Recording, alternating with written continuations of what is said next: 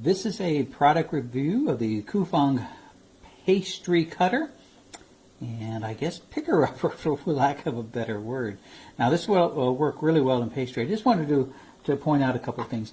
It does have a firm handle. This is not cushioned in any way, but it is textured in such a way so that my hand doesn't slip on it, and it is curved in a way that it fits really nicely in my hand when I do that, so I do like that. There are also some measurements. Not quite sure if you can make them out. They're in centimeters here. So you can see that is also a nice thing to have.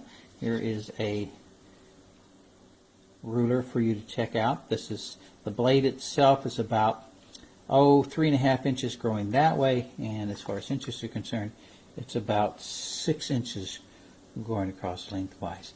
So this is a pretty sturdy blade. I can't bend it. There's not a lot of give to it, which is kind of what I want for the purpose that I'm going to be using for, which is for dough or for cutting up vegetables and that kind of thing.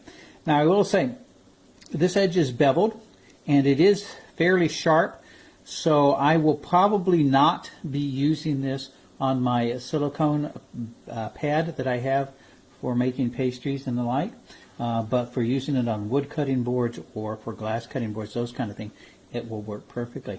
And just to give you a little demonstration of the blade and the sharpness of the blade, I went ahead and just took out a piece of celery here. And I'm just going to go through and make a few cuts with it just to give you an idea of how the blade works.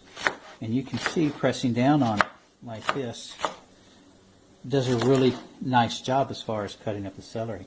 Now with something a little bit harder like this carrot, you do have to work more to do it, but the blade will cut the carrots, and that's just kind of an indication of how sturdy the blade is and how sharp the blade is.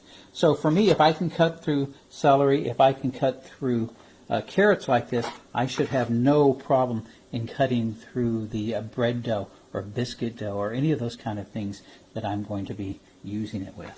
Then of course, take it up